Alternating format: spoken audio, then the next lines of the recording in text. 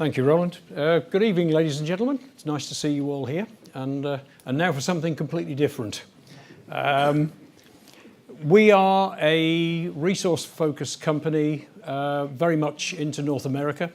At this stage, developing projects in Idaho, copper exploration, as well as development on the Empire Mine, with cobalt exploration and gold exploration in Canada.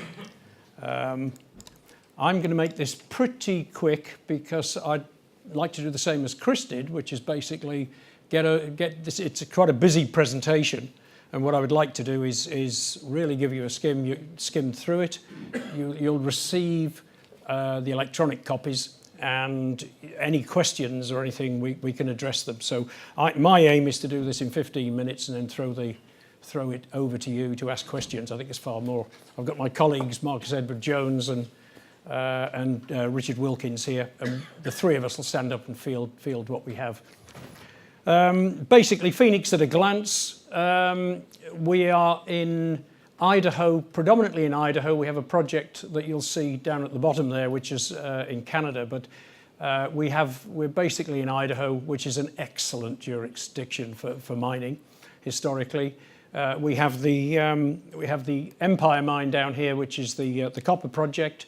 And we have as well 2 cobalt claim groups here in the Idaho Cobalt Belt. At the moment, we're a brownfield site intending to develop an open pit heap leach operation down in a place called Mackay in central Idaho.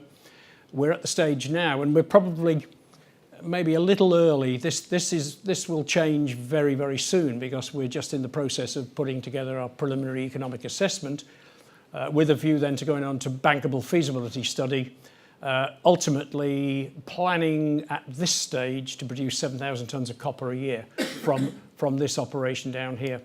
The interesting thing there is, in fact, once we've heap leached the copper out, it also contains gold and silver, so we've got a double bang for our buck. We also have an exploration part to that, which I'll explain later on, which is basically the sulfide ore body which underlies the oxides. But we also have, as I said, a very exciting area, 1,180 total hectares in this area here, highly prospective for cobalt. In fact, it's just been SP Angel, I think, have just revalued our acreage there at $20,000 a hectare, just based on the fact that cobalt is probably it is the hottest metal around at the moment. So we would look to develop that. We also have just taken on a very high grade gold exploration property in the Northwest Territories of Canada. So basically, we have Phoenix Global Mining. Its subsidiary companies. We have the Konnex Resources, which is 80% owned, 20% with XGen Resources of Canada, TSX. And we have the Empire Mine in that, which you will see there. Sorry. And we have 80% of Gordon Lake in the Northwest Territories, and 100% of our cobalt claims, Bighorn and Redcastle.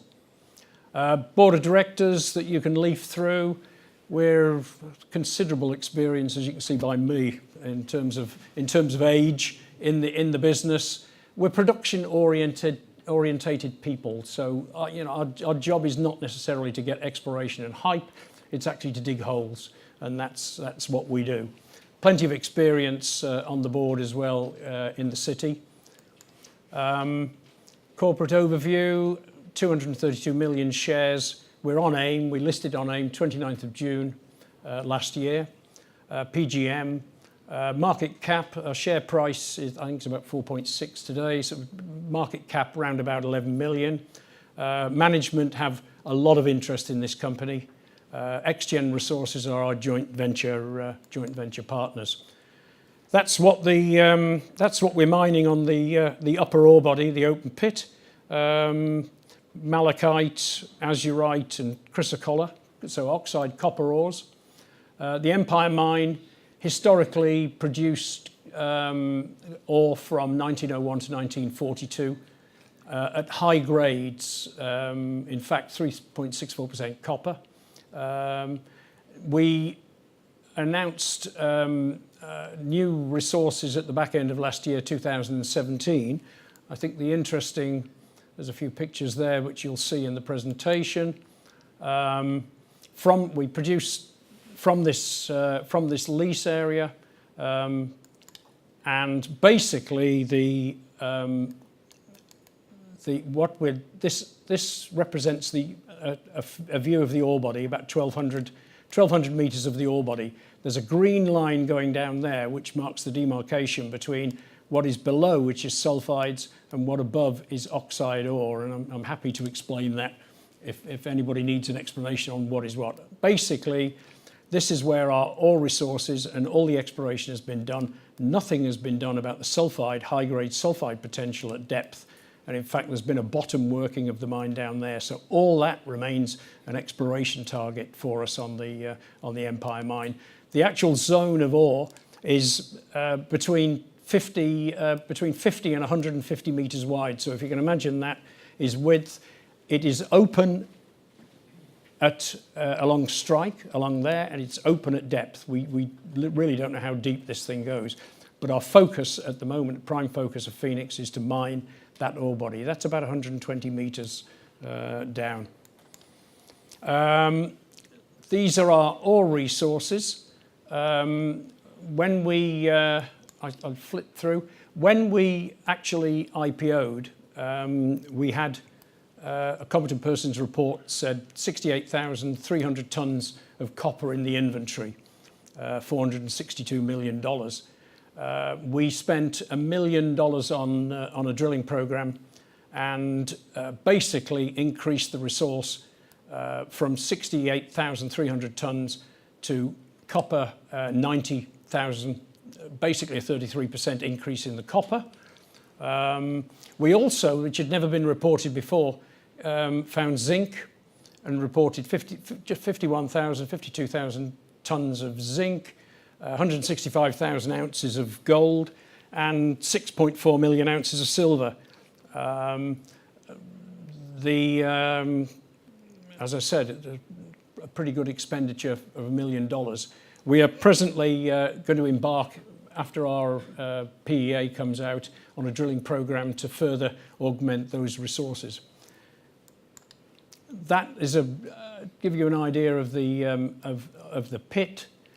What is interesting is we've drilled deep holes, 2 deep holes into the sulfides from here, which have gone basically under this ore body, and we've also found ore beyond the pit limits as well. So this is something that we'll be investigating during the forthcoming drilling program for 2018.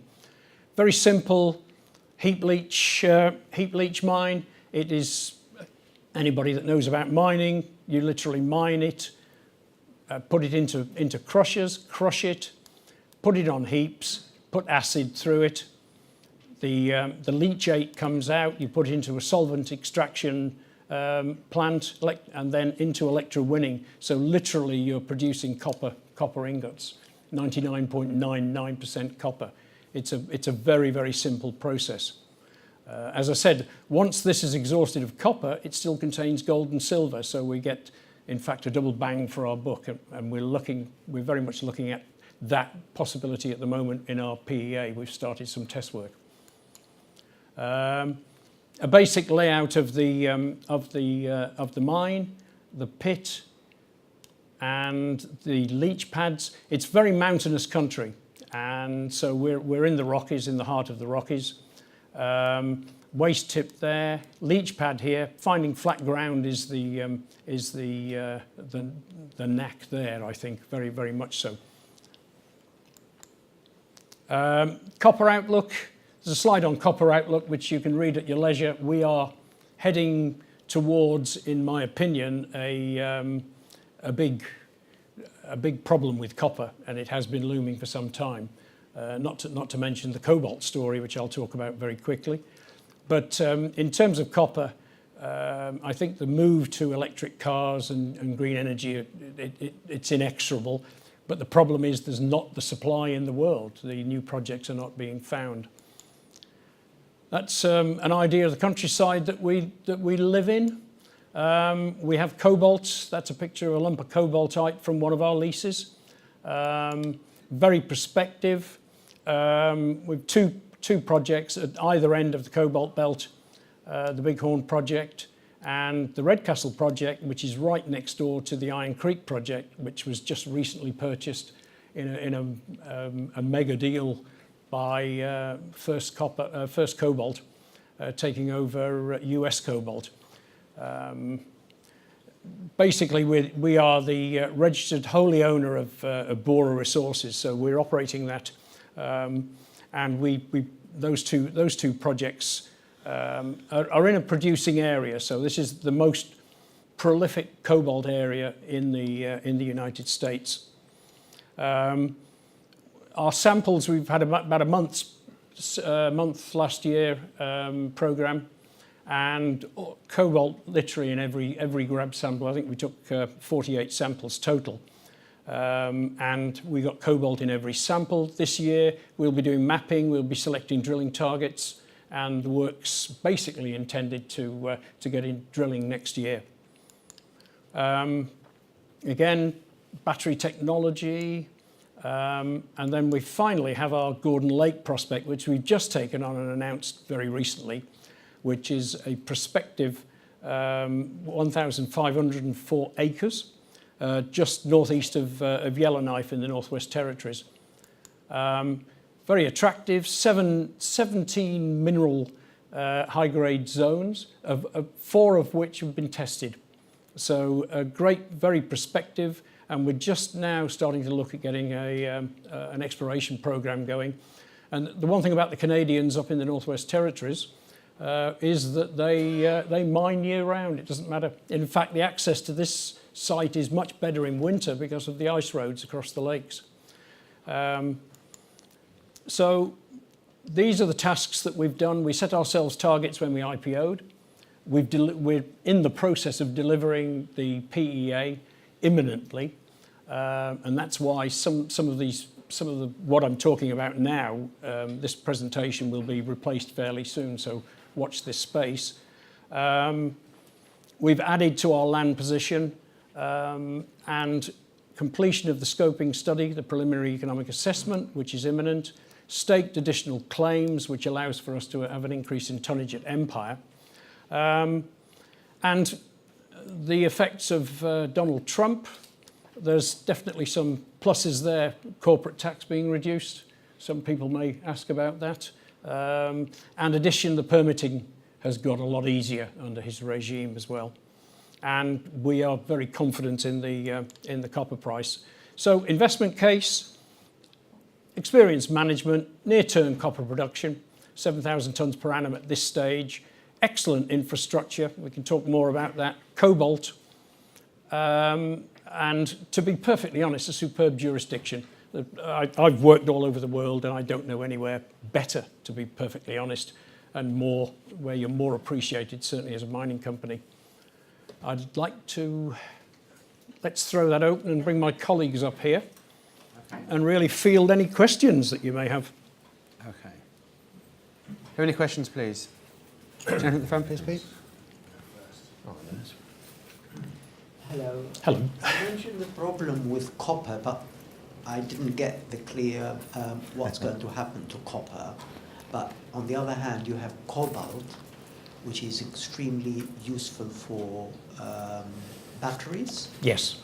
So particularly, yes. I mean, that has got incredible potential. Yes. But can you mention what the problem with copper is that there have been no really new large-scale deposits. A lot of the copper projects that have been that we're familiar with, the mega projects, they're all being depleted. Now, typically, in my experience, a major copper porphyry from initial discovery can take 30 years to develop. Fairly typically, I could point you at a number of copper porphyry deposits, large potential deposits, that if you tried to start work on them now, you literally would take 20, 30 years to bring them. They are huge and they need a lot of drilling, and the way that the if you like the finance system works at the moment, there's an enormous amount of drilling and an enormous amount of proving up to be done on these. And the deposits that are there at the moment, the Escondidas, Grasberg, also you've got particularly in Chile at the moment, the workers there are now coming to renegotiate their contracts. If Escondida goes offline, there's something like 3 or 4, I can't remember now, 5% of the world's copper suddenly stops being produced. And everybody, depending on who you see at the moment, people are starting to say copper will go into deficit, maybe as early as 2019, 2020. With that said, of the two, copper, cobalt, what gets you more excited? What do you think, both the Phoenix and the world in general, what gets you infused? Long run copper. You'd think every electric vehicle that will be produced needs at least 3 to 4 times the amount of copper in it. That's just electric vehicles. So the demand using electric vehicles alone it will increase exponentially. Okay. Questions? Gentleman at the back. Hi, James Waters with MB Capital. With regards to the political administration at the moment in the US, do you anticipate any changes within the regulation? And if so, do you have anything to protect yourself if we do see some regulation changes? I would say at this stage, it's a question that everybody says the tax rate, for example, is coming down. Will it go back up again if Trump's kicked out? The general sentiment is that it probably won't. It would be politically not acceptable now, particularly with the increase in employment. Particularly, we're in an area which is massively impoverished. What we're doing, I mean, Trump's putting America back to work. That's precisely what we're doing. And the small town of Mackay where we work is a mining town with a mining tradition. It really is needed. And I think, for example, if it's going to be injurious to business, there is a sentiment within the American public at the moment that I'm detecting, which says if it's come down, leave it down. With the tariffs and trade wars that we're kind of coming into at the moment, I think that surely is definitely on the mind of companies like yourself. I'm just seeing in how you guys are going to how you guys are approaching that at the moment. Is there a sentiment there of a worry, or is there something that's working in your favour at the moment? Well, we are beginning to. We're very aware that a number of the motor manufacturers are looking for non-Congolese and non-Russian sources of cobalt and other battery metals. Now, lithium, you can find that. You can get lithium out of seawater if the price is high enough.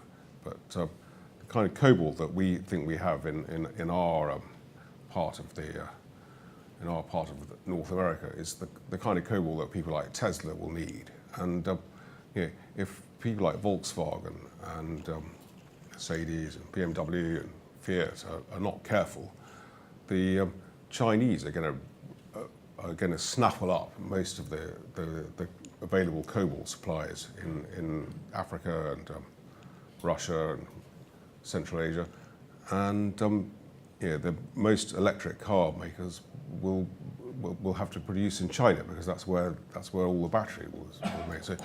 So I think you're going to see over the next 18 months or so quite a lot of strategic alliances between the motor manufacturers and battery manufacturers, and hopefully people like us. I mean, our neighbours, US Cobalt, who own the Iron Creek mine, which is next to the Red Castle mine at the south of the southernmost claim package that we've got. They were taken over for $149 million. Now, they've drilled a few holes on their property. They're probably maybe 18 months ahead of us, maybe 2 years ahead of us, but not much more. I think the other thing as well is we're not only we're not only copper and cobalt, we're also gold. In the Empire ore body, for example, we have gold and silver and zinc, and we've also at depth, which I didn't mention, we've got tungsten. It actually was not a copper mine when it finished its production in 1942. It actually was a tungsten mine, very high-grade tungsten. So that remains a target, certainly as far as we're concerned, at depth. So the geology of the operation, if you like, of the skarn deposit in which it is, it's a copper zinc skarn, and we think it's going into a copper tungsten skarn. And tungsten itself is a strategic, very much a strategic mineral in the States. I had a quick question on that. So it was operational to 1942. Yes. So how far from the town is the mine? 4 miles. Okay, so very. Yeah, approximate. 3.3, depending on which. And having been operational before, is that a help or a hindrance? Is it better access, or is there? I mean, like we think of coal mines and flooding here, but is it help? In my opinion, it helps enormously.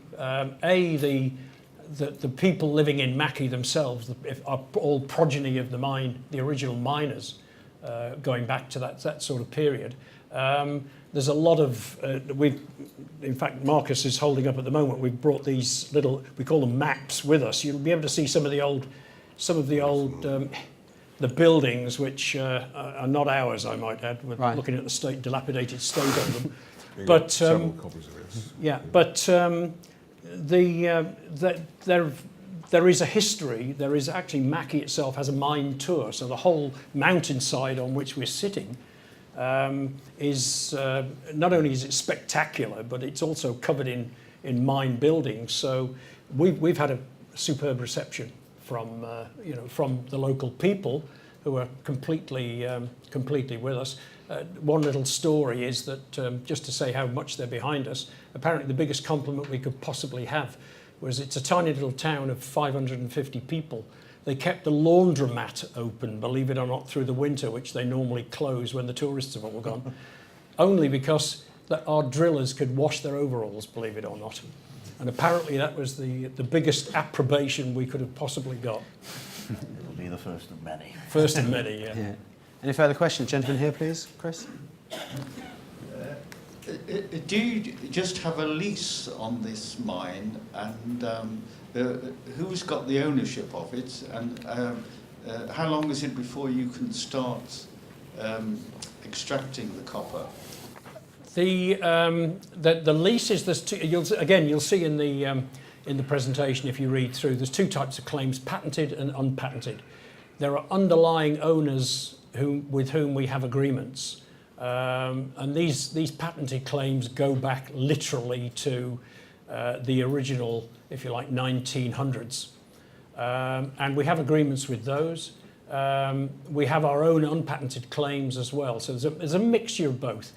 The patented claims for permitting, basically we own the land, it's as simple as that, and the permitting is very rapid.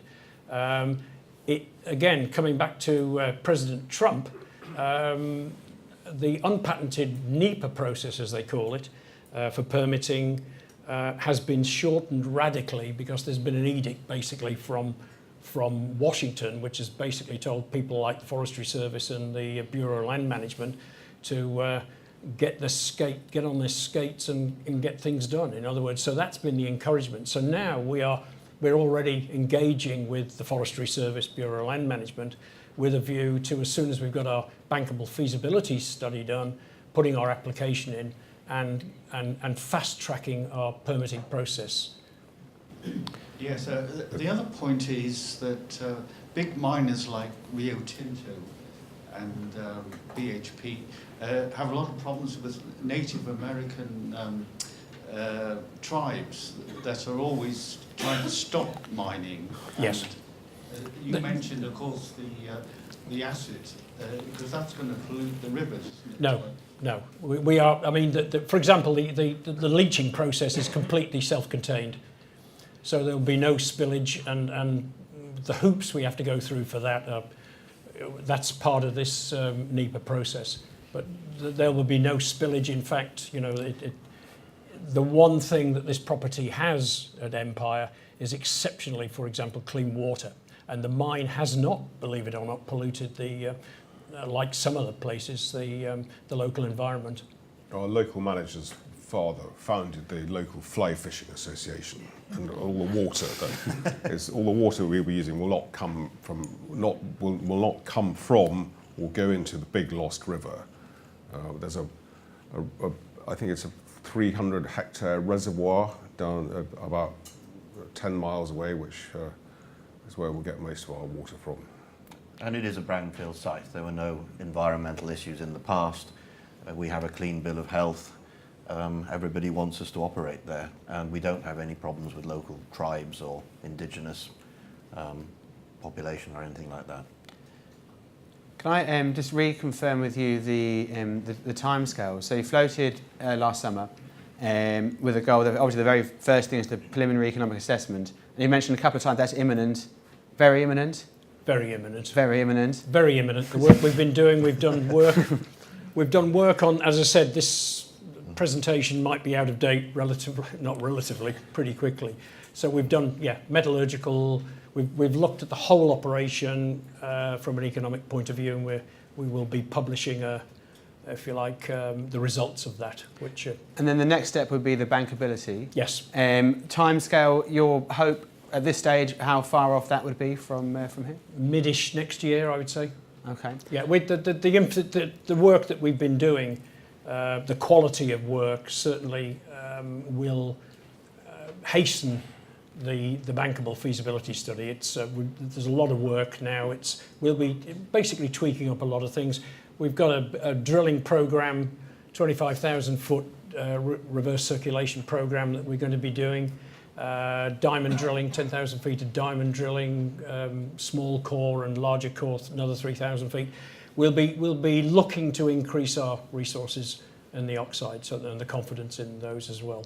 And at the same time as that program, you're going to further develop the cobalt and the Canadian, Yes. The perspective up there. Yes. So we can look for 3 streams of announcements coming from you and updates. Probably 4 streams if you want to include the sulfides, any work that we do on the sampling the sulfides as well. So we basically consider ourselves, if you like, with 4, if you like, 1 brownfield mine that I'm pretty certain we're going to be developing, plus an exploration of the underlying sulfides, which, if you like, the oxides represent the tip of an iceberg. So the potential underground is quite considerable in our opinion. And then we've got cobalt exploration and gold exploration. And on that last bit, for a layman like me, oxides and sulfides, the kind of basic differences and what the implications are for you. Oxides, it's the same ore body. So basically what we have is an ore body which has gone down. The top 120 metres have in fact been weathered. It's a bit like rusting. So the copper sulfide minerals in the original copper sulfide minerals have been weathered and effectively oxidized by water, groundwaters and air and exposure near the surface. The original sulfides, which were high grade, in fact are sitting below that. But nobody in the history of this mine, and there's been 13 odd companies have had a look at it and drilled it, but nobody has ever drilled below the 120 metre line. And on that line, there's some exceptionally high grades, up to I think 11.4% copper on the transition zone of oxide to sulfide. So Okay. it's what, if you like, the real story here ultimately will be what is the, hopefully, elephant that we're sitting on underneath. The oxides will be a simple open pit mine. The sulfides underneath will require underground mining going in through adits, of which there are many already in existence, and we are reaccessing some of those now. Okay, thank you. Any other questions, please? Is there a gentleman here, Peter? Please. Yeah, just a quick one. You've got a lot of work going on. You had £2.7 million in September. I mean, what is the position in respect of funding this? We are absolutely on track, if not slightly ahead of track, in terms of budgeting from what we committed to at the time of the IPO. So we have sufficient funds to complete everything we're doing now and to see us a little further on our way. We will be doing a further financing in the not too distant future as originally planned. Thank you. And one last one at the back, please. Cool, can you hear me? Yeah, so I was at a conference yesterday over at BlackRock, one of the fund managers, and they were talking about companies which they call ESG, which are companies that have strong control on environmental, societal and governance factors. And they talk about returns on your investment and how over time sustainable companies like that actually outperform the market considerably, more so than mining companies or tobacco companies or whatnot. Obviously, with that in mind, a lot of the people there were sort of young millennials looking to the next 40-year, 50-year time horizons. If I'm looking at for a return on investment, why would I look at Phoenix Global Mining, and sort of where do you fit in that? How strong is your control on sort of specifically the environmental governance you have or factors you have in your company? Well, number one, environmentally, that is king. Without environmental control, to be perfectly honest, we can't operate. It's as simple as that. So a primary point of our PEA, for example, has been environmental baseline studies, which we've been doing. We have monitoring stations all over the mountain looking for cougars and goodness knows what are crawling around up there, bears. That is absolutely paramount as far as we're concerned in every respect where we are. We've been working with some environmental agencies actually since well before the IPO, and one of the things you will see if you can take one of these away with you is that when we've actually built the open pit mine, you won't be able to see it from anywhere down in the valley. A bit like some of the open pit coal mines in South Wales. You have to fly over it in a helicopter to actually see what's going on. And once it's finished, it'll just be a giant reservoir, so there'll be lots of wildfowl on it. And the other thing I always said, because my sister is a big sort of tree-hugging millennial snowflake type Imogen Edwards-Jones, and she always gives me a hard time for being involved in the mining industry. And I said, well, you drive an electric car. Would you prefer your cobalt to come from a friendly country, although she doesn't like Trump very much, or would you prefer it to be mined by an 8-year-old Congolese child slave? It's a very simple question. On that note, gentlemen, thank you very much indeed. Thank you.